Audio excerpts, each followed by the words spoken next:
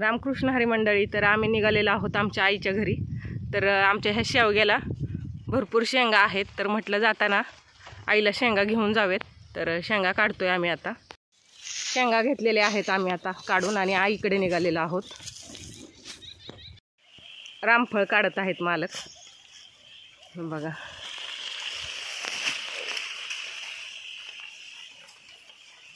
येते का हाताला? पिकलंय का हो? का उद्या पिकल का? पिकलेलंच आहे, लगेच तुटलं म्हणल्यावर बस एकच. तर हे आहे आमचं पोपळच माहेर. हे ग्रामदैवत आहे पोपळचं, येताळ साहेब. आणि हा पलीकडचा रेल्वे पुलाच्या पलीकडचा. आणि हा रेल्वेचा आत्ता अंडरग्राऊंड पूल झालेला आहे गावाच्या पलीकडच्या लोकांसाठी. बघा हा रेल्वेचा पूल. आणि विशेष म्हणजे सैराट पिक्चरचं शूटिंग देखील ह्या पोपळजमध्ये थोडंफार झालेलं आहे.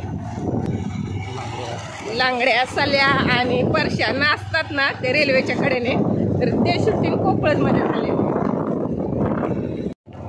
तर हे झालेलं चालू आहे आमच्या आईचं शेत. तर बघा हे नारळ लावलेले आहेत आईने. लई अधिक आहे आमची आई. तर असल्या उन्हाळ्यात सुद्धा नारळ जगवते बघा. इथून तिथून घरापर्यंत नारळ लावले. लयच डाळिंबाला छान फुलं आलेत रे. बघा हे शेजाऱ्यांचं डाळिंब आहे, किती छान फुलं आलेत. हे आमचे वडील थांबलेले आहेत इथं. कुठं लावलंय पाणी? नारळावर आत्ताच चालू केली काय? बर बर बर. बघा आता आमचे वडील नारळाला पाणी देत आहेत. हे आहे आमच्या आईचं घर. बघा ह्या 3 खुल्या आहेत पत्र्याच्या.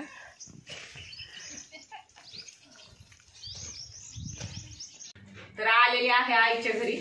बघा आता आमच्या आप्पांना भजी आवडतात आणि माझ्या मिस्टरांना सुद्धा कांद्याची भजी आवडतात. तर मी कांद्याची भजी करते. आणि हा व्हिडिओ कोण काढते माहितीये का? हा व्हिडिओ चक्क माझी आई काढते.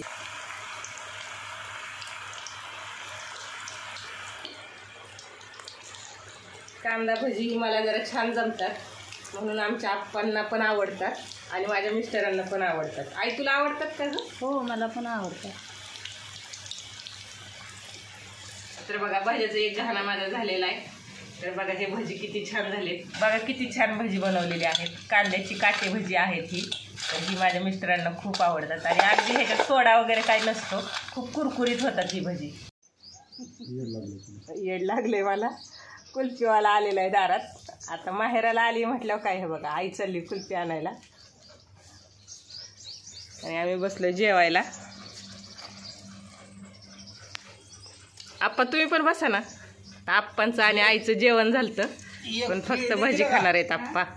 5 घेतल्यात म्हणजे हा फ्रीजर मध्ये ठेव डायरेक्ट. आता कुल्फी ठेवायला लागली आई फ्रीज मध्ये.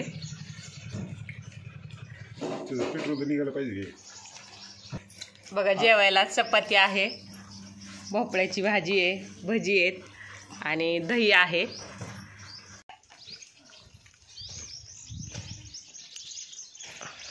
लसूण काढलेलं नाही ना आई तुझा अजून? मागच्या वर्षीचाच आहे ना हा? हे बघा ही आमच्या आईची छोटीशी रांगोळी. रोज अशी रांगोळी असते. रोज इतकीच पूजा इतकंच छान असते.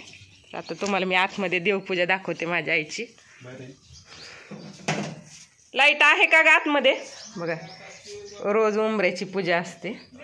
हे लेकीवरचं प्रेम. ही केळी आता आमच्या आप्पांनी माझ्यासाठी तोडून आणलेली आहे आणि गावेल त्याला पावेल या पद्धतीने आमच्या 5 जणांपैकी मीच इथं सतत असते आणि जे काय असतं ते माझ्यासाठीच असतं. बघा गावरान केळी आहे ही. असं बाजारात आपल्याला ही केळी विकत मिळत नाही.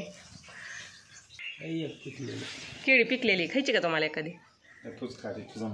माझा मान आहे ना माझ्या माहेरातले. तर ही पहा माझ्या आईची देवपूजा. रोज 8 तासांनी इतकं सायस करून ही देवपूजा असते. भोळी भाबडी सेवा रोज इतकीच न चुकता.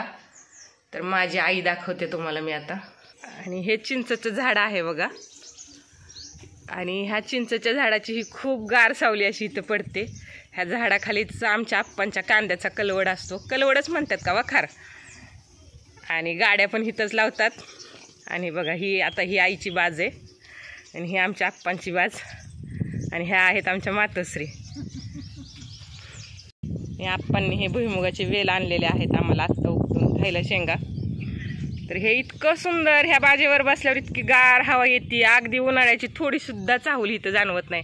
एसीत बसल्यासारखं वाटतं. कोणताही पाहुणा आला तरी ह्या बाजेवरच बसतो आणि इथंच चहा पाणी करतो आणि इथूनच उठून जातो.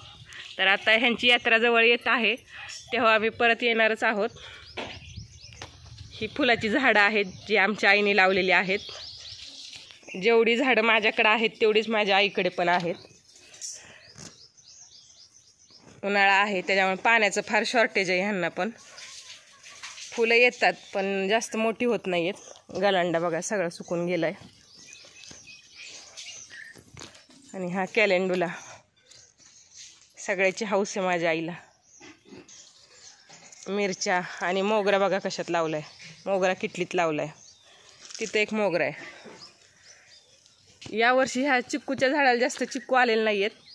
मागच्या वर्षी खूप आलते. सर्वात जास्त तर आम्हीच खाल्ले होते, कारण मी थोडीशी जवळ आहे त्याच्यामुळे मीच नेहमी येते इकडं.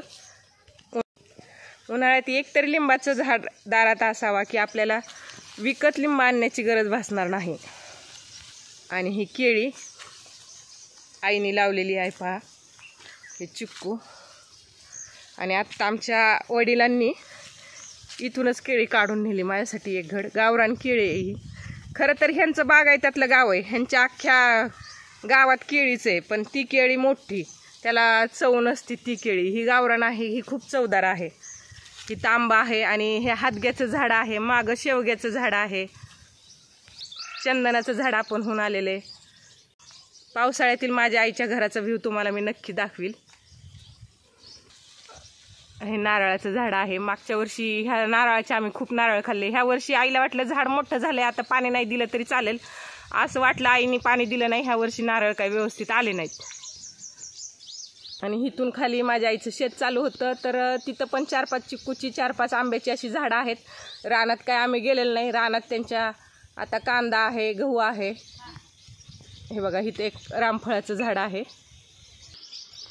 आता आप्पांनी मला नेण्यासाठी केळी सगळी व्यवस्थित करून ठेवली. बघा मला खाण्यासाठी केळ काढून ठेवले. आप्पा तुम्ही खावा की केळ? खाल्लं का? ह्या केळीचं विशेष म्हणजे असं आहे की रोज जाऊन आमची आई आणि आप्पा दोघांपैकी कोणी पण जातं आणि एक पिकलेलं केळ घेऊन येतं आणि देवाला ठेवतं. तर देवाला सुद्धा नैवेद्य अगदी ताजाच असतो. वाटीभर दिलं तर पाटीभर रिटर्न येण्याचं एकमेव ठिकाण म्हणजे माहेर. माहेरामध्येच ती क्षमता असते की लेकीची पिशवी गच्च भरून परत येते. तर हे बघा ही डाळ तडका घालून दिलेला डबा आहे, तर त्याच्यात आईने माझ्या तूप दिलेलं आहे. आणि खरं तर हे शेंगा अजून काढायला देखील आले नाहीत, तरी पण आप्पांनी एक वेल लेकीसाठी म्हणून काढून आणलेला. आणि चिक्कू आणलेत जे यावर्षी जास्त नाही आहेत, पण आईने शोधून शोधून तेवढे आणलेत. आणि केळी तर जसं काय माझी वाटच पाहत होती. तर तुम्हाला माझा हा व्हिडिओ कसा वाटला, माझ्या आईबाबांचं घर कसं वाटलं ते मला नक्की कमेंट करून सांगा. व्हिडिओ पाहिल्याबद्दल खूप खूप धन्यवाद.